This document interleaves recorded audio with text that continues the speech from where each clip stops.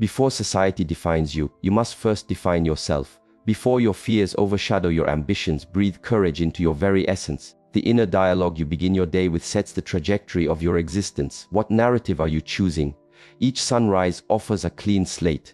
The first imprints you make upon it dictate everything. The story you tell yourself in the quiet dawn, before the world's static interferes, becomes the life you ultimately manifest. The masses awaken and are immediately pulled into the currents of the world. The feed, the worry, the frantic pace. But real power is not born from reaction, it's forged through conscious creation. These 12 foundational truths are not hollow chants. They are strategic tools for your mind, anchors for your core being, and the very essence of your life's work. Utter them with profound belief. Speak them as if your entire destiny hangs in the balance, because it does. The first, I am not who I once was, I am who I am becoming. This single principle can alter your reality. Countless individuals wake up shackled by the ghost of who they used to be. Past errors, sorrows, lost opportunities, and old identities that no longer serve them yet continue to reverberate in their consciousness.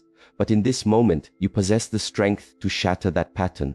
Your history is your backstory, not your binding contract. You are not the diminished version of yourself from 3 years past or even 3 minutes ago. You are the very next choice you enact. Each morning presents a fresh opportunity to affirm the individual you are striving to be. Not the person conditioned by your history, but the one your greatest vision compels you to create. And that person is constructed through a series of small, brave decisions. You do not require another's endorsement to evolve beyond your former narrative. They have no jurisdiction over the person you are choosing to become today. Transformation isn't about erasing your past. It's about denying it the power to dictate your future. Its lessons can be your teachers, but its burdens no longer need to be your baggage. So, proclaim it with resolve each dawn. I am not who I once was. In doing so, you seize control of your identity, your path, and your ultimate fate. You are not here to replay the past. You are here to architect the future. And you are holding the blueprint.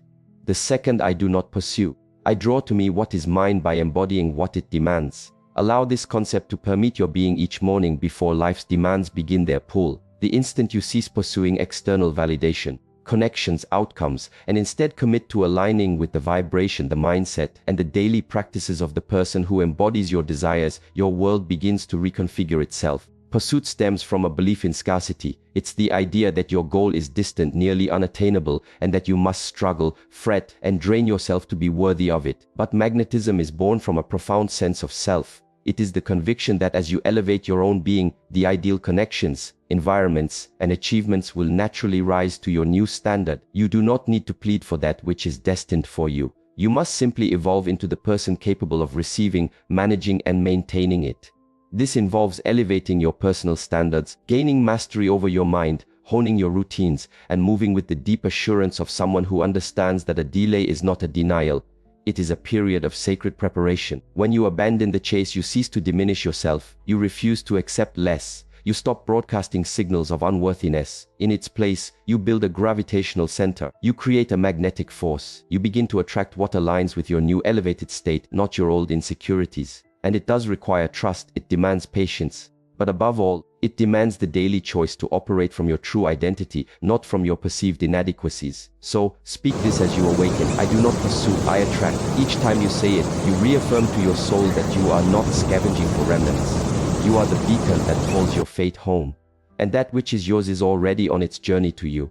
The third, I am the architect, not the spectator of my life. Let this truth anchor your thoughts as you begin each day. An alarming number of people live as passive observers in their own existence, waiting for a script to be handed to them, looking for permission, hoping for a clear sign, holding out until they feel completely prepared. And amidst all that waiting, they forfeit their creative power. But this is not your story, not from this day forward. You were not placed on this earth to let the world dictate your narrative. You are here to construct it, choice by choice, action by action, breath by breath. You are not a secondary character in your own saga. You are the protagonist, the visionary, the creative director who shouts action. The world will consistently attempt to place you in a role that serves its own agenda, not your ultimate calling. But the instant you claim sovereignty over your life, a monumental shift occurs. You cease performing for an audience and begin living with unwavering purpose. You transition from a state of reactivity to one of fierce dedication to your vision.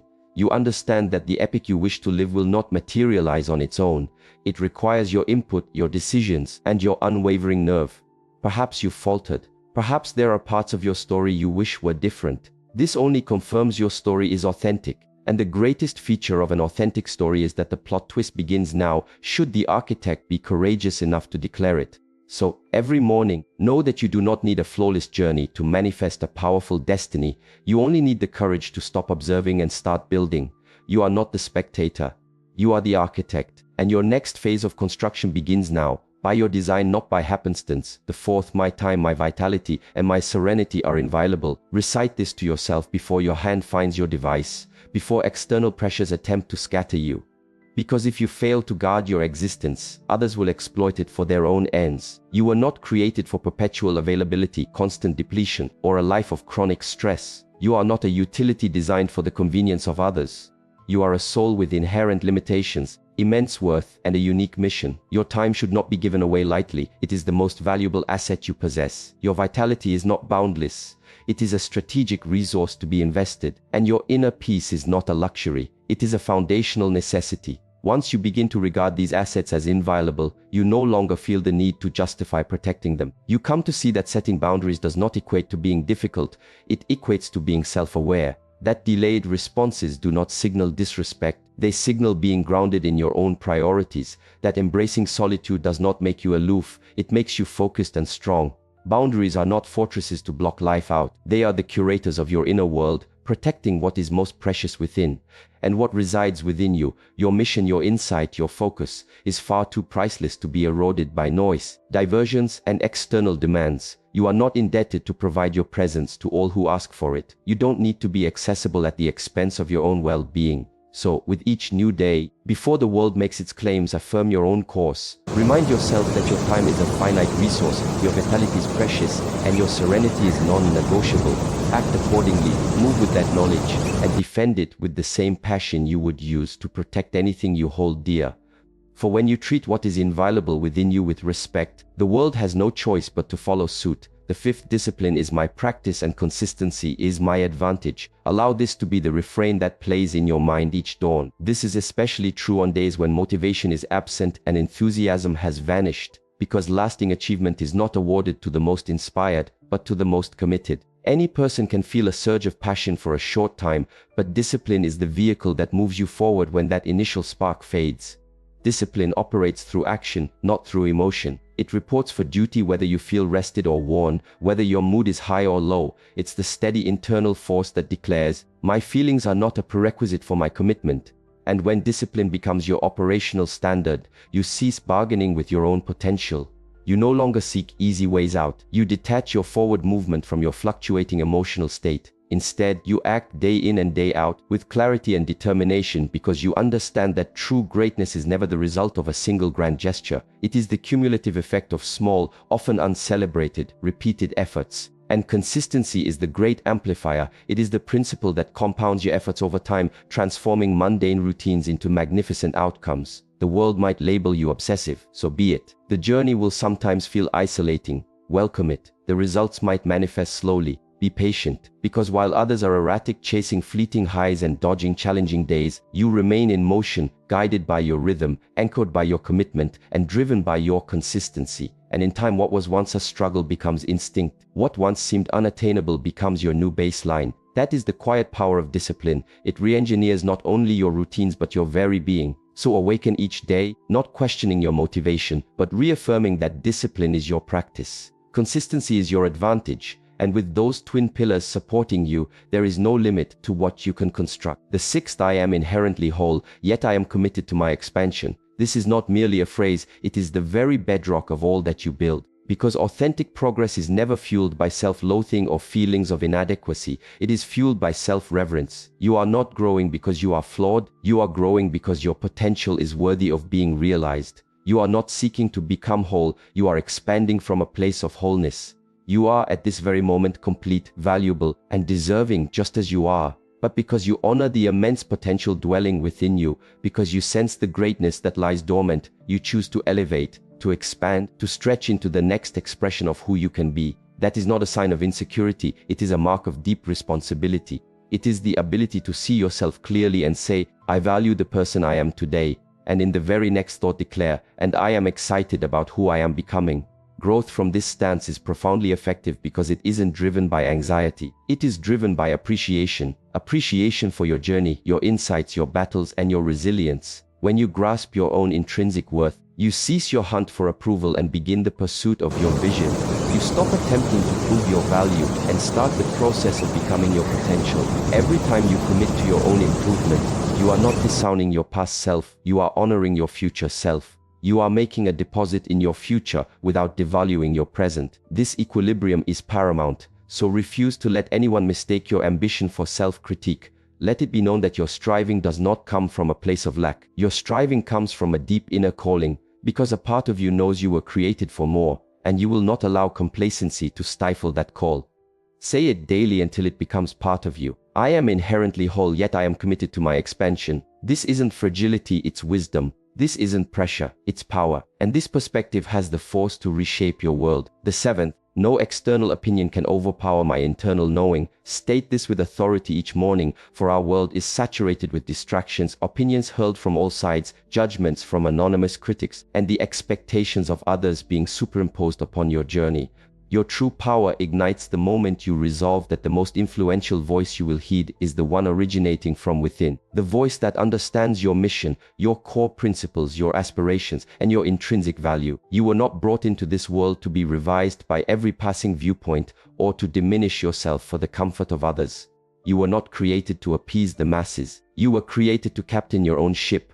That leadership starts with trusting your own inner compass above all others. If you fail to listen to your core truth, you will be perpetually tossed by the winds of external forces, searching for validation, paralyzed by judgment, and gradually losing your true self. But when you anchor yourself in the bedrock of your authentic being, when you become profoundly rooted in your beliefs and your purpose, the words of others lose their grip on you. Judgment may still arrive, but it will not destabilize you. Praise may be offered, but it will not define you. You will operate with clarity, not bewilderment. With purpose, not with a need for permission. Your internal knowing becomes your navigation, your anchor, and your inner flame, and it will not permit you to wander. It will not allow you to settle. It will not let you forget the power you possess, even if the world overlooks it. So rise each day and affirm, regardless of the volume of the outside world, it will never silence the truth I hold within me. That inner voice is my navigator, my strength, and my solemn duty, and I will honor it with my entire being. The eighth, I am forged for adversity, prepared for my mission and guided by my faith. This is not a mere catchphrase. It is a mindset, a statement about your fundamental nature. When life intensifies its demands, when obstacles mount, and when the burden seems overwhelming, you must remember that you were not engineered for collapse. You were engineered for ascension. Adversity does not shatter you. It refines you. It tempers your strength, sharpens your focus, and develops a character that comfort could never produce. Your presence here is no mistake. You are not simply enduring this phase to get through it. You are here to be sculpted by it, to grow through it, and to emerge more resilient, more focused, and more deeply aligned with your mission than before. You are not delicate. You are like carbon transformed under pressure, and each trial is polishing away what is ephemeral. And when it all feels like too much, when your trajectory seems unclear, when the way forward is shrouded in mist, that is the moment your faith must be greater than your fear.